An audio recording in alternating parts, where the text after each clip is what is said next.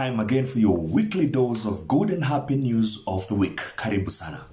In the headlines, as we commemorate the Mental Health Awareness Month, Mr. Olympic Eliud Kipchoge shares nuggets of wisdom and insights on what well-being means to him, and we are going to meet the newest internet chef. All this coming up right here on Good and Happy News TV. Welcome. Last week, I had the great honor of having a virtual sit-down with Mr. 15940 himself. Wondering who that is? Well, this man made history last year after completing a 42-kilometer marathon in under 2 hours, making history as it has never been done before by any human, and subsequently coining the now famous phrase, "No human is limited." And as we celebrate the mental health awareness this month of May, Eliud Kipchoge shared with me so much wisdom on this very important topic that I decided to in turn share it with you. Because here at Good and Happy News TV, we love sharing all the good out there and around us. And Kipchoge, as always, did not disappoint as he shared these nuggets of wisdom and how we can all take care of our own mental health and well-being. And clearly, 2017 must have been the day your mind just opened up with the possibilities that the human mind can achieve. And I must commend you for that. Eddie, let me tell you one thing that when we talk to those who are actually Christians, in the Bible they say, one day, worse will become worse. That means any uncertainty will hit your heart, but you need to live. Life will continue. So your mind should actually be good enough to handle any sort of pressure, be it from right, left, center, or sideways. But you need to handle. There is a problem whereby it hits you from the back, and you feel like let the heart actually fall and I die. But that's not the case. You need to think. You need to think big and actually solve the problem in a human way, in a positive way. In a positive way. So as I mentioned, the conversation is all around mental health, and we are celebrating the Mental Health Awareness Month. And I'd like to just start off in this aspect by acknowledging a statement that you've once said, that you don't run with your legs, you actually run with your heart and mind. Just expound on that a little bit so that we can just understand the psyche that you have, because everybody thinks it's just waking up and running. But you've said something very profound. You run with your mind. Yes, I always say I'm running with my heart and my mind. First is that I should be physically fit. That's the rule number one, that I should be physically fit.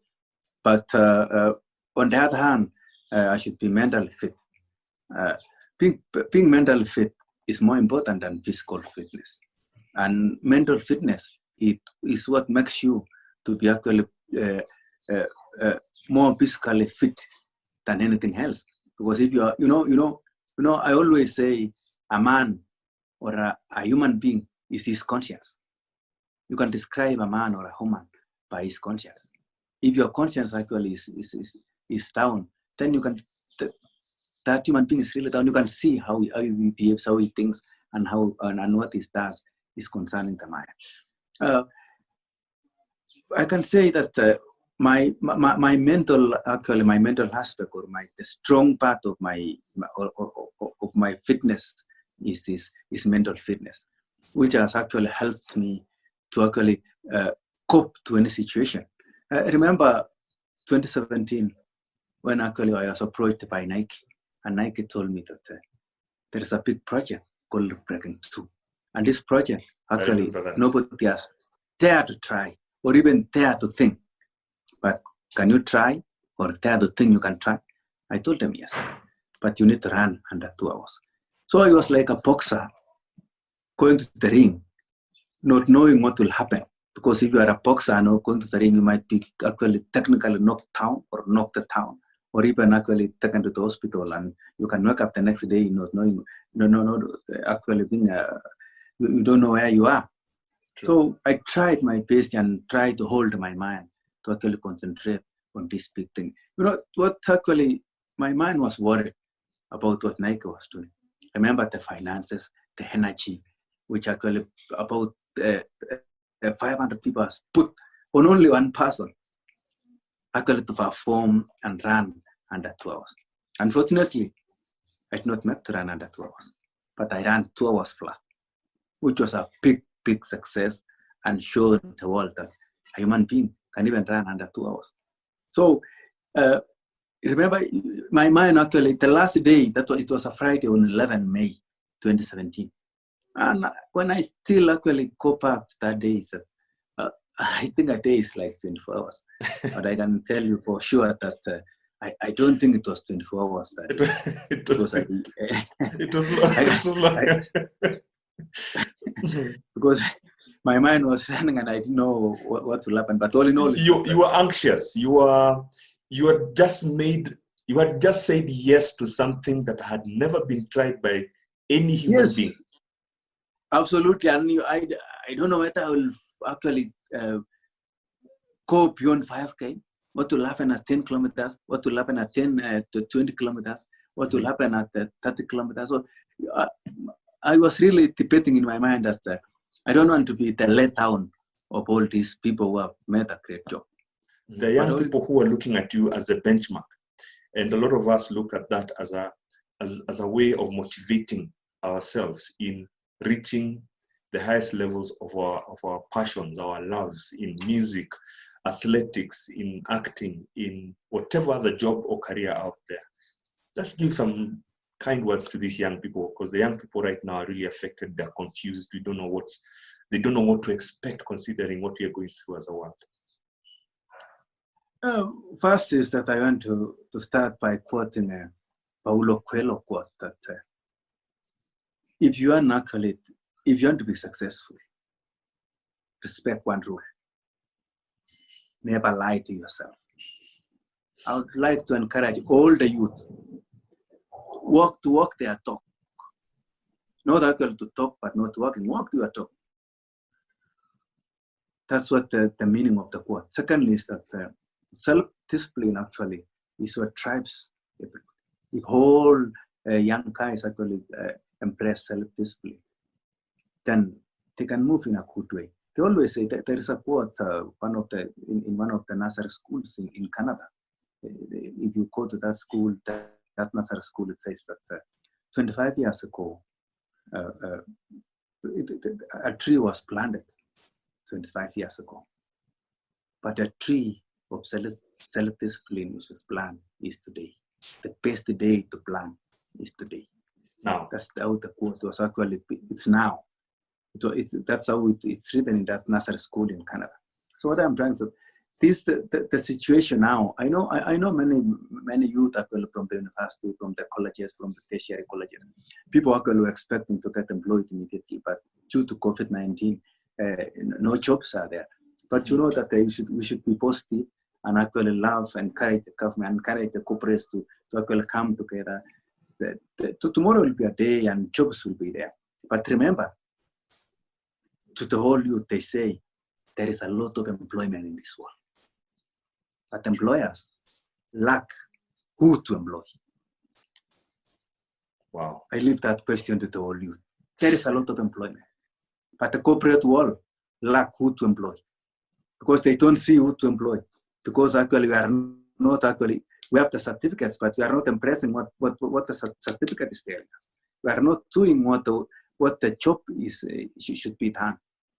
If the whole youth actually get employment, do the necessary thing, go back home, come for the work, do the necessary thing, we will actually make this world go very fast. We will make Kenya in the next 5 years to actually be somewhere apart from being a second world country, will be above second world country. If all of us think together, I know it's actually against the rule of law for all of us to think together, but we need to bring our thoughts together so that we can move. It is a very difficult conversation to have from time to time. And I'm glad that you've given us the honor to listen to you and your thoughts about mental health and well-being. Now, you are at the pinnacle of your career. You are at the top. You're up there. And how important is this conversation on mental health to you? How important and how close do you hold it dear to your heart? And just by your conversation, I can tell it's close to your heart. But how important is it for you? Actually, this is a critical thing because what drives the world is the thoughts. If your thoughts actually are really are in a mess, then the world is in a mess. So this is a critical thing. This is the important actual conversation that we are doing now. And I trust that by the end of actually this conversation, then we can actually get all those minds who will be watching, and then they will rise and actually spread the word of mental health to their friends or to their siblings. Right, Eliud, and of course, it is indeed a very important conversation, and having somebody like you embrace it and push on this conversation to move forward, it's really, really help. I can tell you for a fact, and having been also affected myself, and not having been able earlier on to talk about my mental health, seeing you coming out is making a lot of people out there more positive, that it's not just them who have those moments. What a story. Eliud, king. Now, most of us have not been lucky enough to board planes. While some hope to do so in their lifetime, others do not have the same dream, as they have nowhere to fly to or even the money to afford tickets now and even years later. But worry no more. A Kenyan businessman has decided to give Kenyans a rare chance to board a plane and get served with a sumptuous meal, but on land. It is understood that the plane's fuselage is located near Athi River and will soon be opened to the public. This is the cockpit, yeah, the cockpit. Yes. But of course, there are some things, and the engine is also not there. Here we meet Flash Mwatha, an engineer and the project manager, who takes us through this impressive work of art. Now, Kobe, a one-year-old food lover and culinary star known to his fans as Chef Kobe, has quickly become a very popular presence on social media thanks to his adorable and practical cooking videos.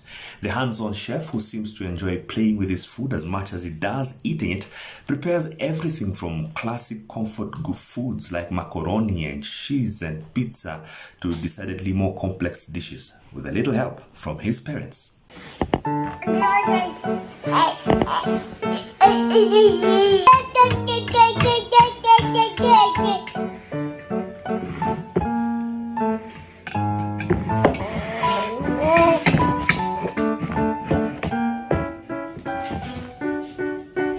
Good job.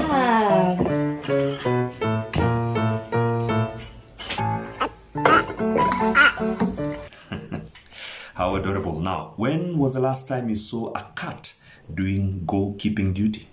Never, I presume, but today you will. Do you have a lot of free time on your hands? Do you miss sports? Do you happen to have a cat nearby? If you've answered yes to all these three questions, then I have the perfect activity for you. Train your cat friend to become the best goalkeeper in your house. Maybe they'll become as good as this cat, who, if you told me is the best soccer cat in the world, I would easily believe it. Just look at the stellar defending. Since getting a cat, I've learned they will do anything in their power to make your day worse. Observe. It's real dynamism, wonderful chance, and the goal is in, and kicked out by Neuer! Pelé! What a save! And he slaps Messi's header over the bar! And then a great save! And on it down, a wonderful save by Schmeichel. That cross. There's the cross. There's a brilliant save. That is world class. All the way through. Oh, what a save! Nuamba! Oh, magnificent save by Van der Sar. Now, the coronavirus and the quarantine has made way for a number of unsung heroes, from those who are sharing words of wisdom to others sharing a gift through art. Just this week, a man sailing solo is offering his unique perspective on self-isolation. Meet Bat Tahat, a 62-year-old Canadian man who has been deemed the safest person on the planet, as he has been sailing solo around the globe since late October last year, with a mission to become the first North American to complete a non-stop circumnavigation. His family has been at hand to help him communicate and share his journey on social media. He said, by the way, in October, I'm going to sail around the world. Ooh, that's really far. Terhart has not gotten off the boat since the fall and has been following the stars to get him through the 5 capes. Leah, Bert's sister, has been handling his social media, but it has turned into a much bigger role than she thought. There's been a lot of emotional phone calls too, because it's scary out there and it's very dangerous, and he's very tired, and he's on a lot of limited rations just to make sure that his food will last. So it's been quite the journey overall. Now, what would you do if you stumbled on 100 million Kenyan shillings? That's a question that a family in Virginia, USA answered after they found and returned an equivalent of 100 million shillings, that is $1 million in cash. Emily Shantz, a school teacher, and her family had been out of a weekend drive when they saw their car ahead of them swerve to avoid hitting a large bag on the road. Assuming it was trash, they grabbed the abandoned 2 bags off the pavement and threw them into the trunk of the car. It was only later, driving around for hours, that they opened up the sacks and found dozens of plastic packages filled with stacks of cash. Inside of the bag, there was little packages that were little plastic-like bags, and they were addressed on the front of them, and it said Cash Vault. The Shants called Caroline County deputies. They've found out that they've been riding around all day with almost $1 million in the truck. Now, in a touching display of interfaith compassion, a German church has opened its doors to Muslims with no place to attend Friday prayers during Ramadan. Although the nation suspended religious services back in March as a means of curbing the COVID-19 outbreaks, they recently started allowing worshippers to gather in groups of up to 50 people at a time. However, due to the new social restrictions, hundreds of German Muslims have been struggling to find a place of prayer. It is a great signal, and it brings joy amid Ramadan and joy amid this crisis. This pandemic has made us a community. Crises make people get together. Now, and that's it for this edition of Good and Happy News TV, and we cannot say this enough. Let's keep washing our hands. Let's keep practicing social distancing. Check up on one another. Avoid crowded places. Self-isolate. Keep up to date with the latest information from trusted sources such as WHO or your local and national health authorities. And if you feel you are being overwhelmed by these mental health stresses and you need help, please call Kenya Red Cross on 1199 here in Kenya. That is 1199, and for free. They will give you all the help you need. Until next week, it's bye-bye.